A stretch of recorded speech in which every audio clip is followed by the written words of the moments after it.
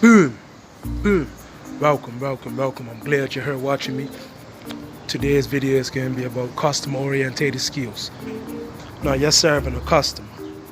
Put yourself in the shoes of the customer. How would you like to be treated?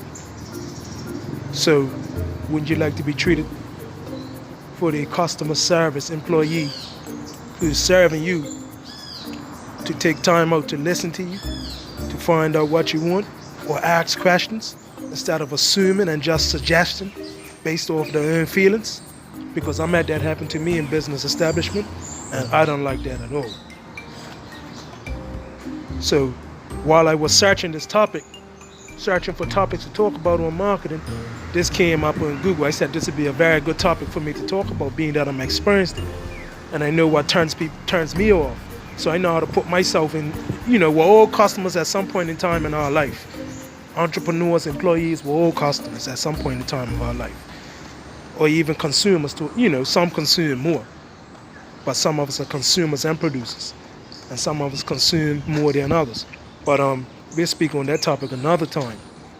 But my message to you today is that you should always put yourself in the shoes of the customer. Customer etiquette, your approach, your pleasantness, your smile on your face, taking time to listen and learn and get to know the customer, right? To ensure that the shopping experience is memorable and unique, and you give them such a good service that they can come back and they'll be looking for you as the salesman on the floor. Remember that you're there to serve. Businesses need people, people don't need the businesses. Remember that. Whenever you're serving, you can't have this bad attitude, because I'm came in places, bad attitudes, people snatching money out of your hand when you're paying them. All that I pick up on as a customer. So you got to take that into consideration. You got to be careful even how you snatch money out of people's hands. And I'm not saying some customers are not unruly, because I'm had my little differences, so I'm been a little unruly too. But I know, like, there's the things I don't like, and we're not perfect. That's why I'm letting you know I've been unruly before, and it's not been for nothing. But I still could have handled it in a better way. I'm just taking recognition of that. So always treat your customer with respect. And know the customer's not always right, but as the customer service employee, one of the skill sets you want to develop is looking at your customer's body language, knowing your customer's persona, the habits, the likes, the dislikes. So you make sure if you got your own business, you want to be collecting data on them, or if you're working for somebody, you want to make sure they're collecting data on the customer too. So you can check out customers' persona, the age group, ethnicity, the income level, education level, the likes, dislikes, spending habits, the favorite movies, all them type of things. Like, for example, on Twitter, I look at that. It shares me my demographics, what my audience wants, what type of news they like, the age brackets, the spending habits, what type of phone they use, the ethnicity. Remote. I also get a chart like by percentage as to who's watching what in what part of the world. So I'm got to understand what my customers want, my followers want. So it's all about understanding them and feeding their needs and meeting them.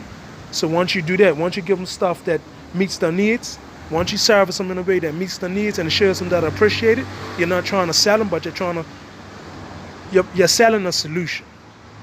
You're not selling a product. The product comes after you get a solution. Remember that. The solution is the product. That's what's getting sold first. They ain't gonna pick up your product if they don't feel comfortable that you can provide the service, you provide a solution. It's not gonna happen. It's a big no-no. It's very unlikely. So think customer service. Don't just think about your bottom line or the sales commission, because people will see that. And the commission's important, yes, but that's not as important as providing that value up front. So in return, you got a lifetime customer, repeated customer. That's going to bring revenues into your business or your place of establishment where you are as an employee. So you want to engage your customer, right? You're not just trying to push your products on them. Like, that's another thing. I'm a marketer, and I see people getting, we're just getting to know each other, and pushing the product on me, spamming me with the link. And it does get me mad, but at the same time, I understand that these people don't understand the service, the marketing aspect of services or generating sales. So that puts me in a position to be able to help these people. So that's why I don't get mad over it. Gotta think customer orientated. Okay? Another skill set you want to develop is listening to what they have to say. Even though you might know a lot about your product, but you still want to know what they need. So once you find out what they need, you can give them a response. You can give them feedback. So that's why it's good to listen. Yeah? Another skill that you should develop is just making sure that the transition for the customer is one that's smooth the whole way through. Coming in, the customer service. So as a team, you should be working as a cohesive unit. Even when they're checking out, you want everything to be a nice, smooth process for them.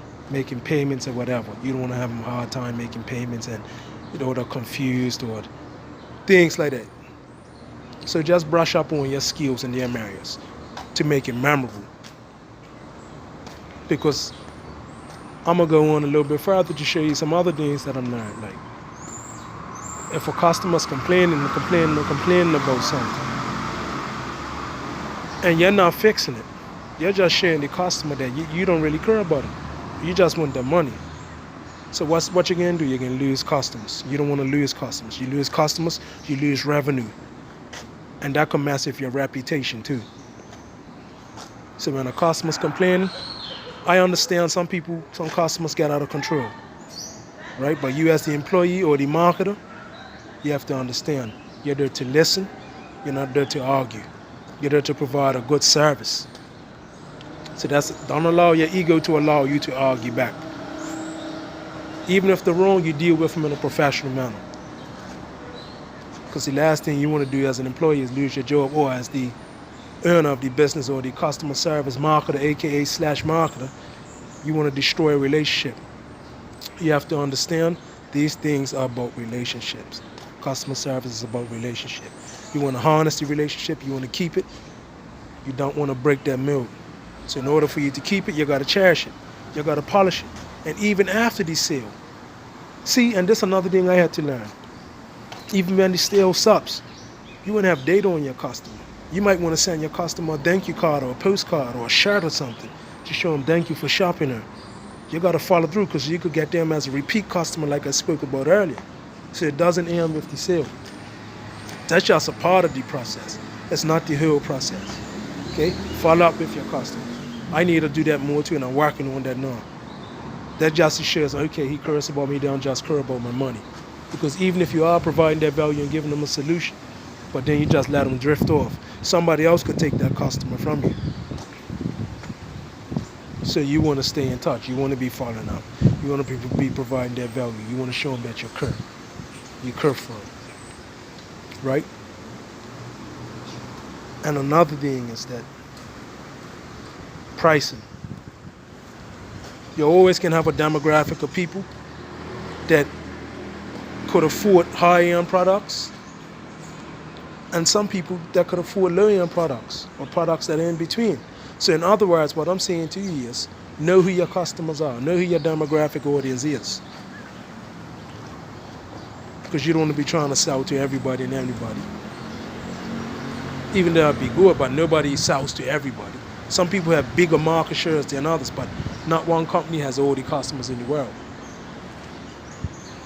You know, so you need to be pricing your products.